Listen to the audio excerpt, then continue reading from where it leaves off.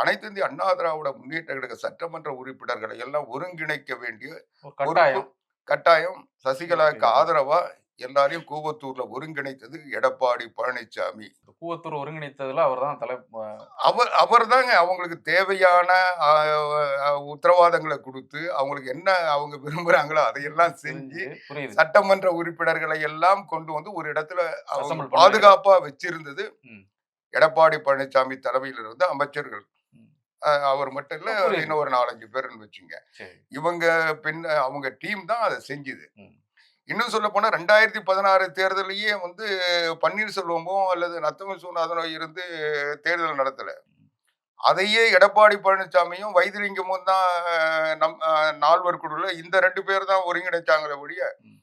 அ அப்பவே அவங்களுக்கே சீட்டு குடுப்பாங்களா இல்லையான்ற இல்லையாங்கிற மாரி. என்ற வந்து அது பல ஆமா, ஆமா, ஆமா. செய்திகள்லாம் அப்ப ஊடகத்தில் இருந்தது. நீங்க ஒரு மூத்த ஊடகவியலாளர், ம். உங்களுக்கு எல்லாம் தெரியும். அதனால இந்த சம்பவம் நான் மறுபடியும் புதுப்பிக்க வேண்டியதில்ல.